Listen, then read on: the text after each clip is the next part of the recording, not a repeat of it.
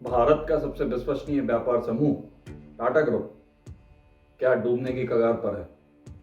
Tata group आज अपने 157 साल के इतिहास में सबसे गंभीर आंतरिक संकट के बीच खड़ा है। यह केवल एक कॉर्पोरेट विवाद नहीं, बल्कि 10 लाख कर्मचारियों की नौकरी, 32 लाख करोड़ के मार्केट कैप और देश की आर्थिक स्थिरता का सवाल है। यह समूह किसी निजी परिवार द्वारा या व्यक्ति द्वारा नियंत्रित नहीं होता है। टाटा समूह की होल्डिंग कंपनी टाटा सन्स में लगभग 66% हिस्सेदारी टाटा ट्रस्ट के पास है।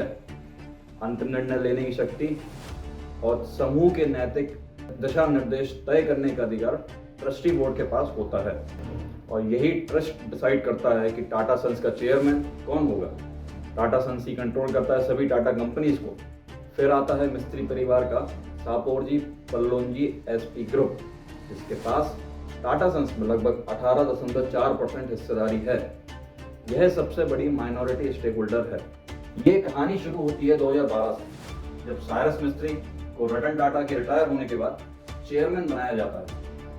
साइरस मिस्त्री पहले चेयरमैन बने, जो टाटा परिवार के बाहर से चेयरमैन बने। शुरुआत अच्छी रही, लेकिन जल्दी ही टाटा ग्रुप और उनके बीच मतभेद बढ़ने लगे।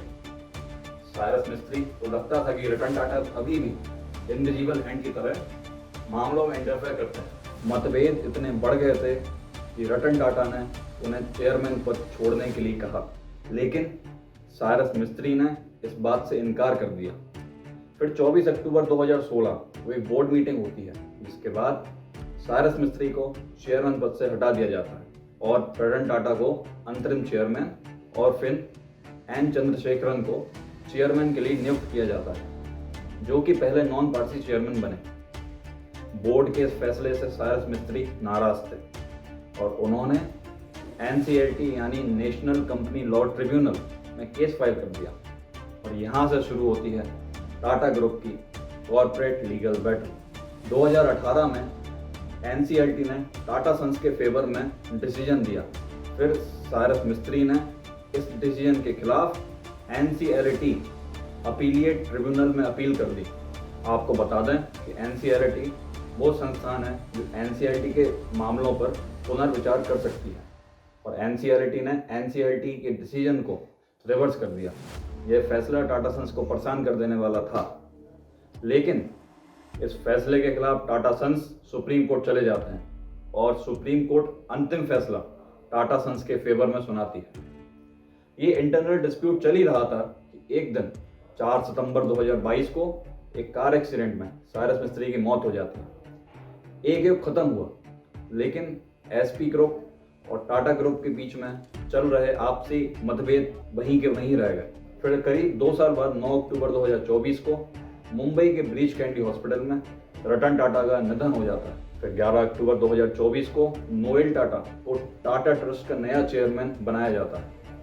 लेकिन यहीं से शुरुआत होती है सबसे बड़े संकट। टाटा ट्रस्ट के ट्रस्टीज अब 2 भागों में बट गए थे, जिनमें पहला था नोएल टाटा ग्रुप और दूसरा था महली मिस्त्री ग्रुप। रतन टाटा की मृत्यु के बाद टाटा ट्रस्ट ने एक नई पॉलिसी बनाई थी। टाटा सन्स बोर्ड में जो भी नॉमिनी डायरेक्टर 75 साल से ऊपर है, उन्हें हर साल रीअपॉइंट करना होगा, जिसके चलते ट्रस्टी बोर्ड का ट्रिगर पॉइंट बनता है 11 सितंबर 2025। जब ट्रस्ट बोर्ड की बैठक में महली मिस्त्री वाले ग्रुप ने चेयरमैन की करीबी विजय सिंह के रीअपॉइंटमेंट को 4-3 के वोट से रिजेक्ट कर दिया, जिसके चलते विजय सिंह ने बोर्ड से रिजाइन कर दिया।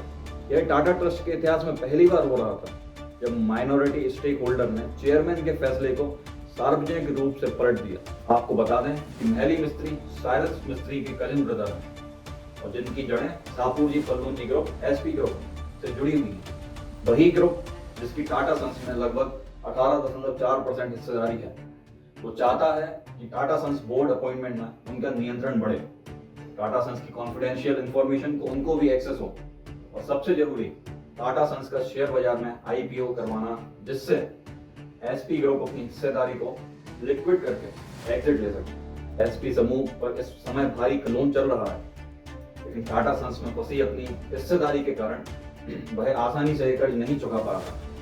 इसके पीछे एक खास नियम है जिसे राइट ऑफ फर्स्ट रिफ्यूजल कहा जाता है। इस नियम के अनुसार अगर एसपी समूह अपनी हिस्सेदारी बेचना चाहता है तो उसे सबसे पहले यह प्रस्ताव टाटा सन्स के बोर्ड ऑफ डायरेक्टर या मौजूदा शेयरधारकों जिनमें टाटा ट्रस्ट सबसे बड़ा नाम है को देना होगा।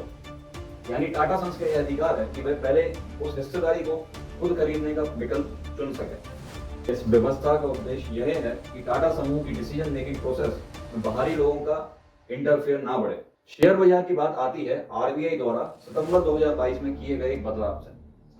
बदलाव था टाटा सन्स को अपर लेयर एनबीएफसी की लिस्ट में डाल देना, जिसका नियम कहता है कि इस लिस्ट की सभी कंपनियों को 3 साल के अंदर शेयर बाजार में लिस्ट होना होगा। इसी बीच 7 अक्टूबर 2025 को टाटा ट्रस्ट के चेयरमैन और 3 ट्रस्टीज एक साथ दिल्ली पहुंचे। आने का मकसद था गृह मंत्री अमित शाह और वित्त मंत्री निर्मला सीतारमण से मुलाकात करना।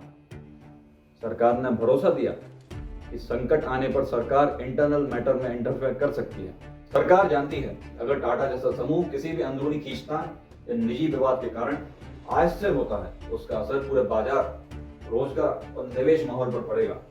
आखिर में यह समझना जरूरी है कि टाटा जैसा समूह केवल कंपनियां नहीं बल्कि संस्थान है। इतने बड़े, इतने गहरे जुड़े हुए हैं कि इन्हें अंग्रेजी में टू बिग टू फेल कहा जाता है। ऐसे समूह अचानक डूबते नहीं और अगर कभी मुश्किलें आती भी हैं तो इन्हें संभालने में सरकार, बैंकिंग सिस्टम और पूरा कॉर्पोरेट जगत खड़ा हो जाता है। तो आपको क्या लगता है, क्या टाटा ग्रुप में इंटरनल डिस्प्यूट सुलझ पाएंगे या समय आ गया है टाटा समूह की और कंपनियों की तरह टाटा सन्स के शेयर बाजार में लिस्ट होने?